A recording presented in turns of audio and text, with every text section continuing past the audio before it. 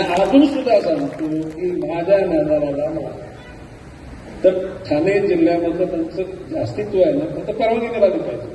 म्हणजे Ganesh Naik lead the Thane Palghar. Eknath शिंदेची एकही महानगरपालिका घेऊन येणार नाही. किंवा मी ओपन चॅलेंज देतो की कल्याणमध्ये त्याचा पुत्र त्याला कायमचा माजी खासदार म्हणून लावावा लागला.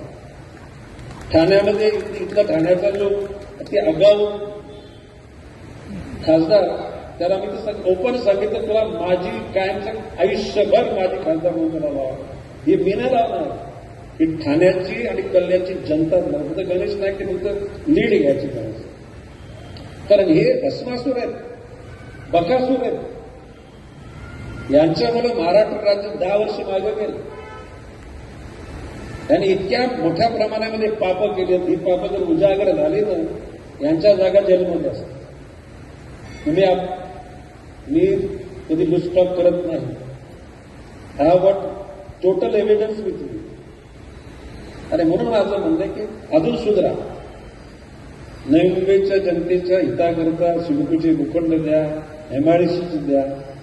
आमचं काय व्यक्तिशा वगैरे. आणि जर आमच्या अस्तित्वाचा कोणी नाश करत असेल ना, तर तुम्ही कोण? परमेश्वर सोडून आम्ही कोणा नाही घालत. आमचे हात पण साफ आहेत, मन पण साफ आहे. यावर बोलून आज पण आता या कॅसेट सगळ्या जातील तेव्हा डॉक्टर निलेश खरेने गणेश नाईकची मुलाखत बोललो. आता तर निवडणुका नाही, पण हे खरं आहे. कितीतरी गोरगरिबांच्या जमिनी त्यांना न विचारता दुसऱ्याच्या बिल्डरच्या नावावर जातात. फॉरेस्टच्या हजारो एकर जमिनी अतिशय रॉंग ट्रॅकनी धनिकांच्या नावावर करण्याचा प्रयत्न केला आणि सगळ्या यंत्रणा चुकीच्या पद्धतीने वापरले. गणेश नाईक या वन खात्याचा मंत्री असेल करा, वन खात्याची 1 इंच जागा सुद्धा कोणाच्या घशात जाऊ देणार नाही, पक्की गॅरंटी. आता गणेश नाईकचा राग तुम्हाला समजतो ना काय? माझं काय वाटलं या नवीमध्ये कुठल्या हरीच्या लालने सांगा गणेश नाईकची कोणाचा वाद आहे, नाईक कुटुंबाने कोणाची. आता काही लोकांना गणेश नाईकाने भूखंड अरे आमच्याकडे प्लॉट आहेत ना, आम्ही पूर्ण एफएसआय अजून वापरलेलं आहे, अर्धा एफएसआय वापरणे एवढे आमच्याकडे जागा आहे. आणि मी विनम्रपणे सांगतो, कलेक्टिव्ह फार्मिंग आणि कॉन्ट्रॅक्ट फार्मिंगच्या अनुषंगानं कॉन्ट्रॅक्ट फार्मिंग आणि कलेक्टिव्ह फार्मिंग ही कायदा नंतर आला. 1990 साली आम्ही कनेक्टिव्ह फार्मिंग आम्ही केली.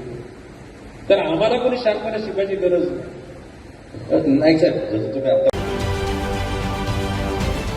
महाराष्ट्रातील सर्व बातम्यांचे विश्वासार्ह व्यासपीठ. सकाळच्या सर्व सोशल मीडिया प्लॅटफॉर्मला लाईक, फॉलो आणि सबस्क्राईब करा. तसंच सर्व नोटिफिकेशनसाठी बेल आयकॉन प्रेस करायला विसरू नका.